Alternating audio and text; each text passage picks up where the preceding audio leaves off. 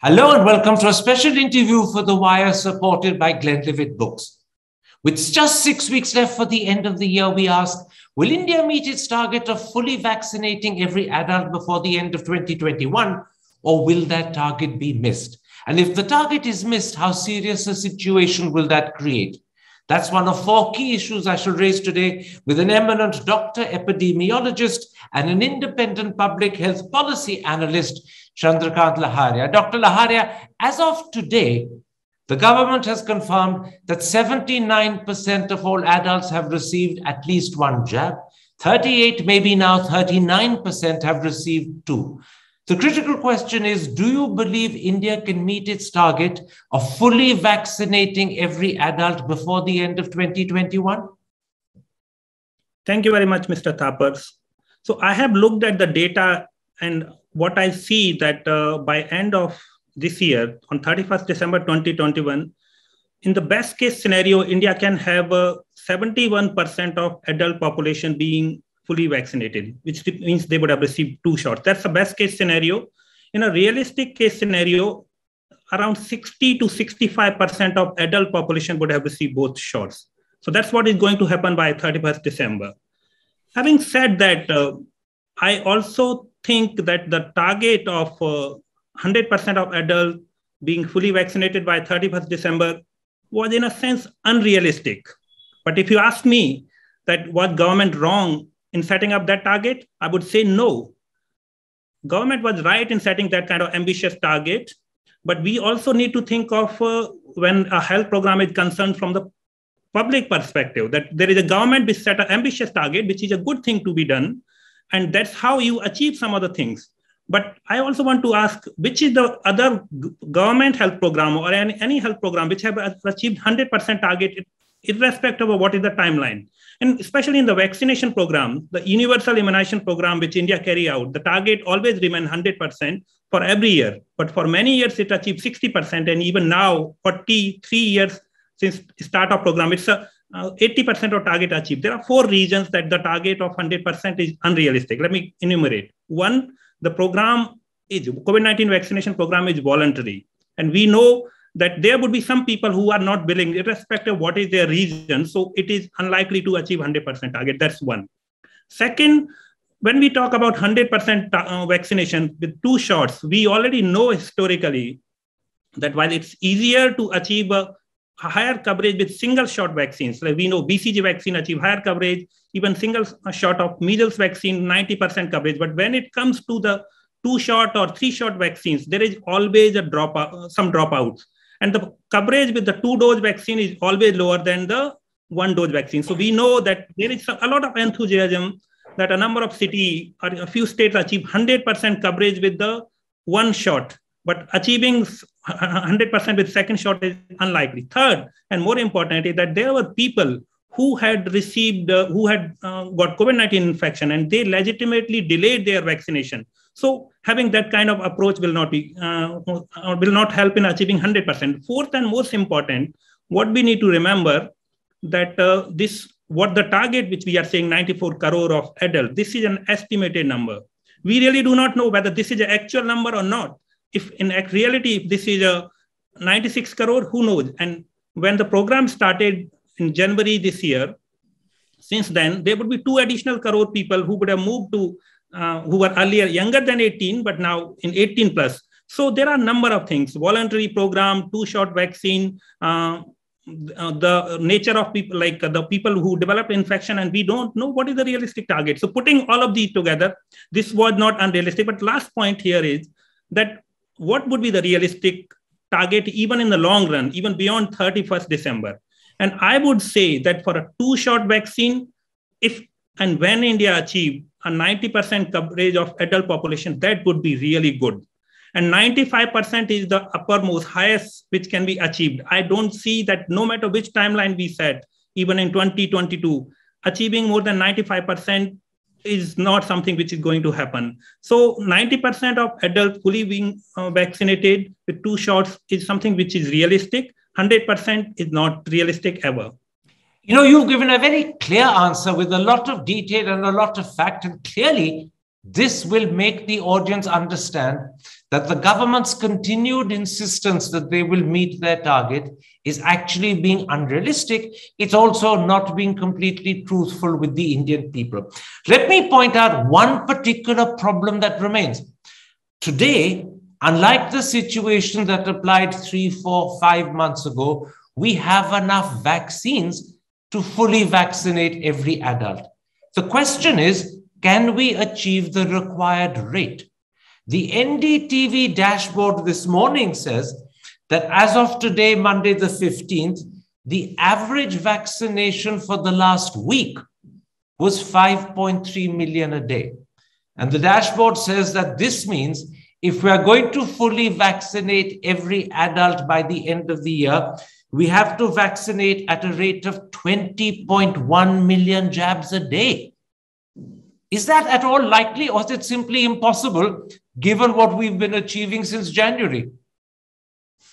I don't see much value in insistence that this should be achieved by 31st of December. As I said earlier, programmatically, we should aim for a really high target, some of the aggressive timelines. But that does not mean that if we set up a target of 100%, and if we end up in an aggressive timeline of 80% people receiving first shot, that's fairly good, because setting aggressive targets is good, a realistic timeline. So, of course, the entire scenario of more than 71% of adult population receiving 2 shots is completely out, because the reason is simple. There is a gap of 84 days between the 2 shots of Covishield. So anyone who has received Covishield first shot after 9th October is unlikely to receive their second shot till before the start of next year. Similarly, if somebody received their first shot of Covaxin by 3rd December, they would receive their second shot in next year. So we know what the number is going to be. It was a good thing to set an aggressive target. We don't know the counterfactual, but we know that if government cannot say and should not say that we will cover only 90% or 80%. I understand. I understand the point you're making, but you're also saying, although you haven't said it, that there is no way we can achieve a vaccination rate of 20 million a day every single day, including Sundays. It's silly to believe we can, and therefore it's not wise of the government to say we'll meet the target. But one other corollary question before I move to a second important subject.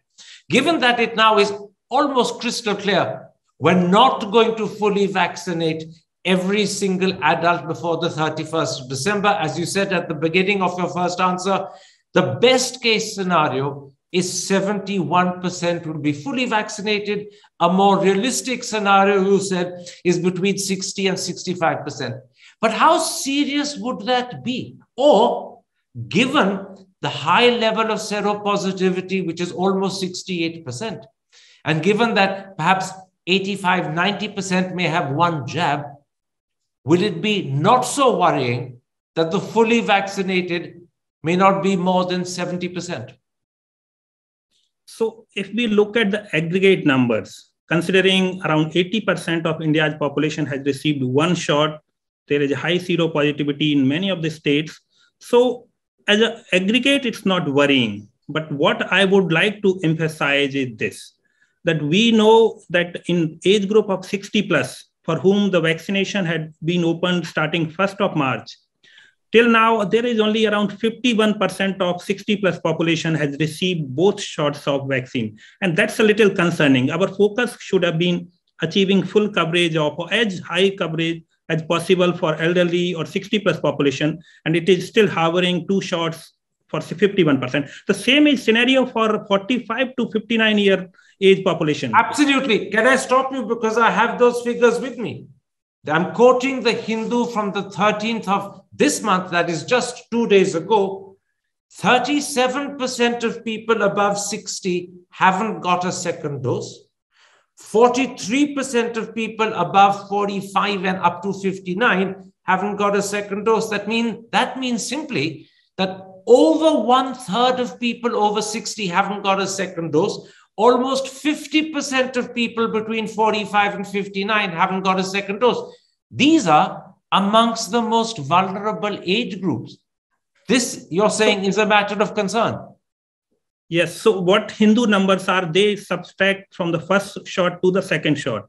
what I'm saying is from the entire universe, entire population in that age group. So when Hindu says 37% has not received their second shot, they essentially are saying that 87% received first shot. So the number is that there are around 10% of 60 plus who had not received any shot.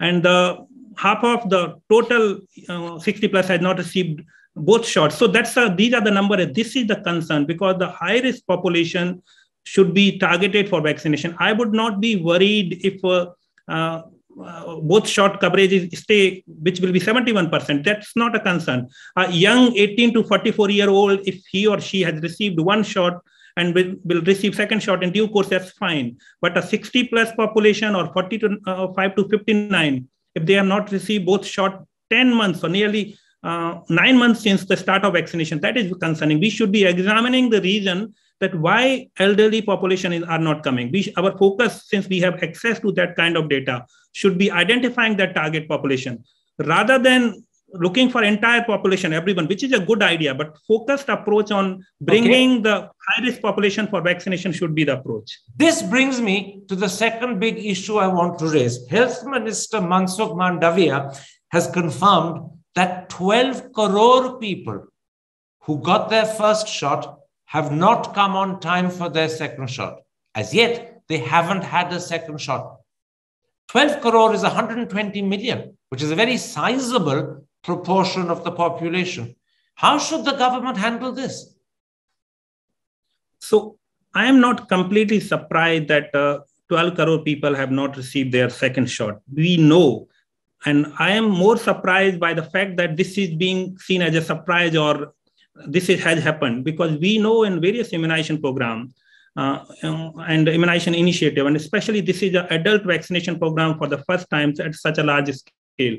Even in routine vaccination program, there is a high dropout rate. That's what we call that. People come for first shot and then they do not return for. So we should have been ready for that kind of strategy to identify this thing. That's one.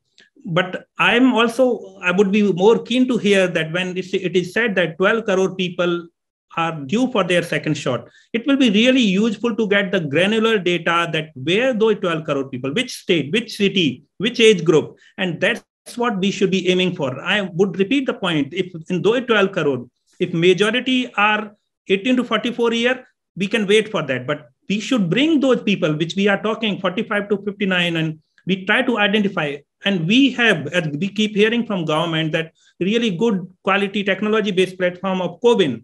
If we are collecting data and we cannot identify where those people are, that is really challenging. That's one. Second part is that this should be coming with the strategy, because we know through various programs. As an example, in polio elimination program in India, that program was for a narrow age group of 0 to 5 years, but it was done repeatedly. And we know the strategy that the program could identify where those unvaccinated children, and the similar approach with the use of data, when we are saying we have more data, should have been followed, and we should be adopting that approach. Can I take you up at that point?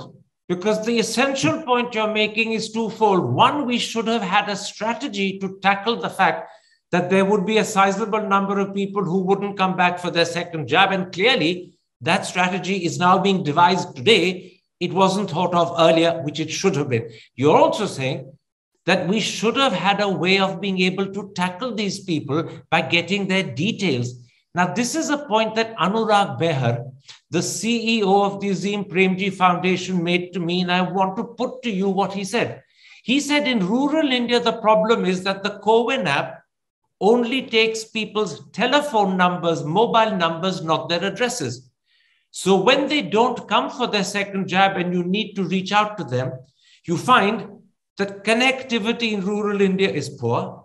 It's the harvesting season, and so people often don't answer phones. They are working instead. And therefore, because you don't have their address, you can't reach out. He now says that what the government must do is to use ASHA workers and to organize specific teams to actually go village to village to reach out to these people, or mohalla to mohalla. Do you think that makes sense in the present circumstances? I think this is very clearly could be one of the approach. But what we need to know that out of these 12 crore people, how many were due for their vaccination long ago and different age groups. So accordingly, we need to develop a strategy. But I also want to flag, and that's a big challenge, that probably some components of technology have not been thought through. So through my mobile number, I had booked COVID-19 vaccination for one person. And that person received first shot somewhere in March. And then for the second shot, the person traveled to a different city and received the second shot through a different mobile number provided, which was fine. But ever since, I keep receiving a phone call from the center that this person is due for second shot. And even this morning, I received a call saying that this person is due for second person. So essentially, the person has received the second shot, but that person is still in their record, which group is calling me, they're unvaccinated. So I fail to understand that while there is a system to record, why it cannot reconcile. So we really do not know what is the actual number. Absolutely. What are the issues? You're pointing out a very good thing, that the CoWIN app is maybe clearly, to take your example, not working properly. There is an individual who's had both shots. He got it through 2 different phone numbers, but the system hasn't been able to reconcile it. And that raises question marks about possibly the accuracy of the 12 crore. There may be many more like this who've had their shot, but the system isn't reconciling the fact. But the minister has made another proposal, and I want to put that to you. He said that the government will set up vaccination centers at bus stops and railway stations as a way of implementing a campaign he's calling Roko and Toko. Does that make sense? I was coming to that second point. So the key that while we know that now India has more supply than the demand, but that does not automatically translate that people have access to the vaccines. We know that at the beginning of the period, and somewhere around July, August, September, there were special drives to the villages of the people, and people were vaccinated with the first shot. That might not be happening now. So excess supply does not automatically translate into access. So having increasing access to the people in different settings, including doing the fresh campaigns on visits in the villages, could be an approach which can help in increasing coverage. So I think that will contribute. But I want to bring experience from polio elimination program. What they do in polio, they did in the polio elimination program, they used to have something called micro plans with a detailed due list, that which are the houses which have children, unvaccinated, partially vaccinated, knowing which the houses which are have a refusal kind of approach, that they do not want to take vaccination. So knowing those kind of families through ASHA worker and other workers could definitely help in increasing coverage. That's one. Second one, most important part is that in these initiatives, especially India is done fairly well in terms of first shot. 80% is a good coverage, when at some point of time we were thinking that after 60%, the vaccine hesitancy will settle in. But it had definitely gone down because of lived experience of the people in the second wave, and also the fear of third wave. But now this group, which is not coming forward, or which is feeling complacent because they think that they received one shot and now the second shot may not be needed, or they may not be waived. So for that, community engagement and participation, learning for the vaccination program should be followed. And of course, additional approaches would be a good approach. So that's what is required. But I would finally bring it to the label that we need to know where those people are, and we need to focus where the highest number of such people is there, and that will help in increasing coverage. But let me interrupt, because we are repeating things we've said. We need to know where they are, but unfortunately, as Anurag Behera said, the CoWIN app does not get that addresses. We're reliant on phones, and that's a mistake that now cannot be rectified. We have to organize teams, ASHA workers, to go and find them, search them out. That's a challenge the government faces. But what about something else? Given that up to 90% of the jabs in India are Covishield, should we also be considering reducing the gap? Presently, the gap between 2 jabs of Covishield is between 12 and 16 weeks. Should we reduce it to 8, which is what Britain did several months ago? So the decision on what should be the right interval between 2 shots of vaccine should be determined by the science, and also from the local context. And we know that in Indian setting, where there had been a severe second wave where a large proportion of population was affected, the 12-week interval provides the best scientific approach and rationale. So if there is some other evidence emerge which can be used to reduce gap, that would be fine, but I don't know about that. Okay. But just because we want to increase the coverage, for that, the gap should not be reduced. I think 12 to 16 week gap is the right approach for COVID-19 vaccination with Covishield in India. That's very clear. Let me then come to a third big issue that I want to raise with you, the question of booster doses. We know that the efficacy of vaccines starts to diminish 6 months after the second jab. Consequently, several countries in Europe and America have begun to give booster jabs. Should India consider doing this as well? Or do you think in the Indian circumstances, which are actually quite different to Europe and America, this would be unnecessary? So what we know that the SARS-CoV-2 is a respiratory virus, and protection from respiratory virus require some booster doses in the long run. Right now, we do not know when that booster dose will be required. And so that's the key thing. Other key thing is that we know we should remember the purpose or objective of COVID-19 vaccination. The purpose and objective of COVID-19 vaccination is to reduce severe disease, to prevent from severe disease, to prevent hospitalization and death. Now, what we know from various COVID-19 vaccine studies, that while the level of antibodies goes down with the period of time, but the protection from severe disease, hospitalization, death remain unchanged.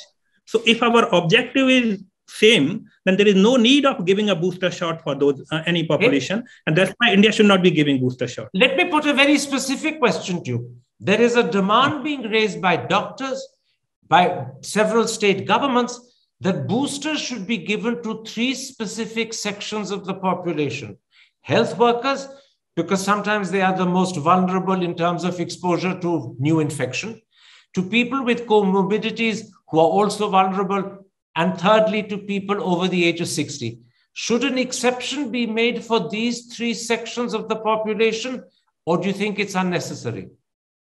I think that's the government is going to decide whether they want to run program on the scientific evidence or demand from a particular section.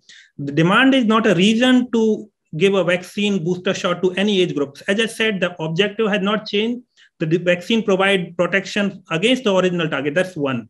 Second point is that our focus has to be providing both shots to the high-risk population, and that should be the approach, like already another point. Third important point related to doctors and health workers. We really do not know, and we know that they were vaccinated in the beginning of the program with a 4 to 6 week interval. So there is some risk, and we really do not know. So what is required by now, if there are studies which government has commissioned and there are evidence that the immunity or protection has gone down. So that is the kind of data. There are 3 sets of data which should be considered by the government. One, disease-specific data in that population group which was vaccinated. Vaccine characteristic data on the population group. Second, we also need to have a data on a booster shot and operational feasibility. So as an example, one of the key points, people are saying that immunity might have declined. But we do not know, because if these people, health workers and doctors, were regularly exposed to the COVID-19 cases, and whether that resulted in some change in their protection and sustenance of a benefit. So there are many unknowns, and it should be based upon evidence rather than demand. Okay, that's again very clear. And what you're basically saying is, unless there is clear evidence, this is not the time to start giving boosters to any section of the population. The most important thing is to make sure that the vulnerable have their second dose. And secondly, to make sure that the maximum number of adults are fully vaccinated. Let me then come to a fourth big issue, and it's to do with Covaxin. As you know, Covaxin has recently been given emergency use authorization by the World Health Organization. And shortly after that, Lancet, one of the most reputable publications, published Covaxin's phase 3 trial results. I want to quote from that Lancet report. Further research is needed to determine the vaccine's long-term safety and effectiveness, as well as its effectiveness against severe disease, hospitalization and death, and effectiveness against the Delta variant. Now, given that vaccines really provide protection against severe disease, hospitalization, and death, how worrying is it that Lancet says that we need further research about the vaccine's effectiveness against severe disease, hospitalization, and death? That's the very thing Covaxin should be protecting us against, and Lancet is saying we need more research. So what you are saying, I have also read in the newspaper reports, but there is one thing. This is not what Lancet is saying. Definitely, this is not what Lancet is saying. So what we need to remember that... I have to correct you. I have to correct you. You are referring to the same report I'm reading. This is the Business Standard. In fact, I sent it to you. And it is a direct quotation published by the Business Standard journalist Ashish Ray from the Lancet report. So it is Lancet saying it. It's not the paper. It is Lancet saying this. No, okay, so I'm coming to that. So it's not Lancet saying this, wrongly quoted in the newspaper. So what we need to know, remember that... Are you saying the newspaper report is wrong? Are you saying the quotation in the newspaper is wrong? The way it has been quoted is wrong, and let me explain that part. So whatever is published in the medical journals is opinion of the authors. So there are one research article which from the Bharat Biotech and Indian Council of Medical Research about the vaccine, and there is a commentary from Z and Lee. And these are the opinion of these authors. These are not the opinion of the Lancet. Whenever something would be attributed to a journal, it can be only editorial, unsigned editorial. Those are the opinion of journal. In published pieces, whatever is written is the opinion of authors of those pieces and not of the journal. Like journal has no role. But just a moment. You're right. I'm stopping you because you're right. This is the opinion you're saying of two people who were commenting on the Bharat Biotech report. But the Bharat Biotech report itself is also the opinion of the makers of Covaxin. So it's two opinions against each other. The opinion of Bharat Biotech, which Lancet has published, and then the opinion of these other two gentlemen. So once again, you have conflicting opinions about the effectiveness of Covaxin in terms of severe illness, hospitalization, and death. The question still remains. How worrying is it? If it's not worrying, please say so and we'll move on. But if it is worrying, please explain. Yes, it is not worrying. And let me explain this part. One, in a scientific writing, it's very standard approach that the authors explain that what are the limitations of a particular study and what are the strengths. And every single limitation which is listed in that piece of paper has been written by the authors of that piece and the makers of the vaccine. So this is a standard approach. In that, there is no opinion from this. Coming to the second part of commentary, usually we need to understand the objective of such commentaries published. The idea is that an independent subject expert read that and they make their inference. And I have read the commentary. They say that additional studies are required to understand long-term benefit. Now, we need to remember that the paper itself says that this is an interim finding from the work. And we know that data for a certain period of time has been used. So this is something, a conclusion which can be made by any vaccine or anything, that we require longer data because this is a shorter duration data. And that's what scientific experts should be telling. Okay, I understand the point you're making. Basically, you're saying this is a question of two opinions, which are not really as sharply conflicting as the Business Standard made it out to be. The fact that more research is needed is always likely to be the case because even what was reported is an interim result, if I understand you correctly. Let me then raise one more issue about Covaxin. Now, the World Health Organization has not cleared Covaxin for pregnant women. The Indian regulator has cleared it for pregnant women. Secondly, the World Health Organization has not cleared Covaxin for people in the age group 12 to 18. In India, the subject expert committee, not the government, but the subject expert committee has cleared Covaxin for the age group between 12 and 18. So what we have is a very sharp division of opinion between the WHO on the one hand and the drug regulator in India or the subject expert committee in India. How do you respond to that sharp division of opinion over these two issues? Whether it should be given to pregnant women, whether it should be given to people in the age group 12 to 18?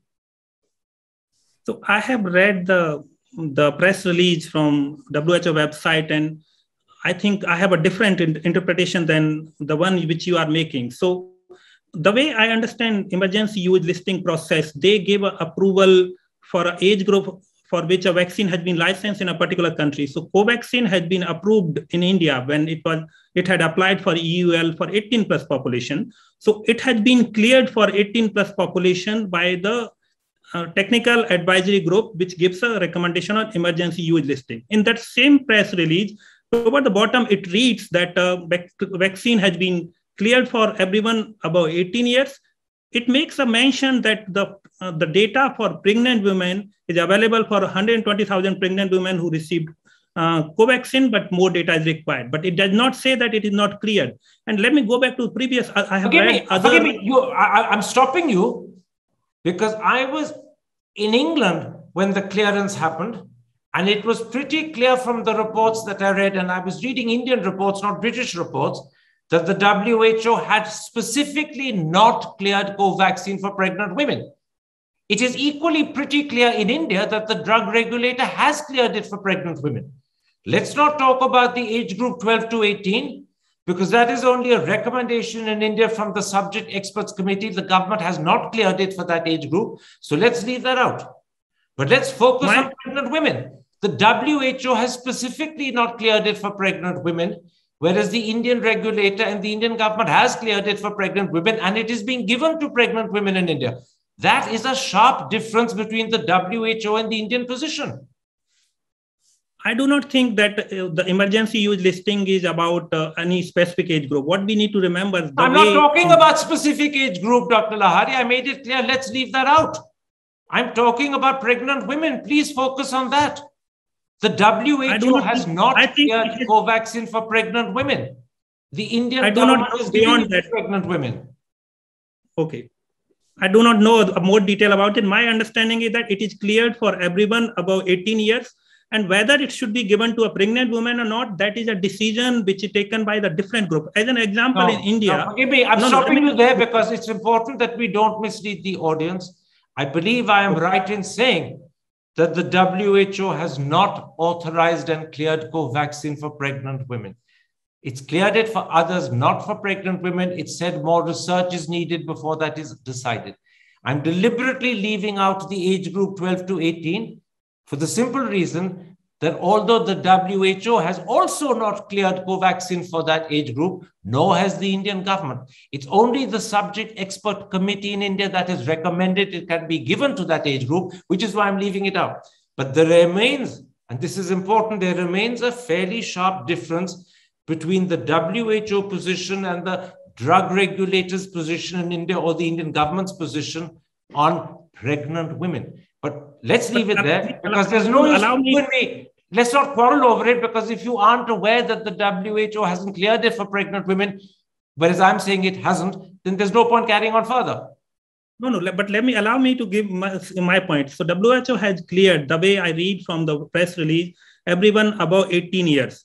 Whether it should be used in pregnant women or not, it is a decision to be taken by national regulatory authority. So it is clearly written that is the WHO position. The WHO has made it clear that it is not clearing it for pregnant women. The WHO has not said that whether it's given to pregnant women or not depends upon the national regulator of each country. That is not the WHO position as I understand it. If I'm wrong, I'll apologize, but I'm pretty certain I'm not.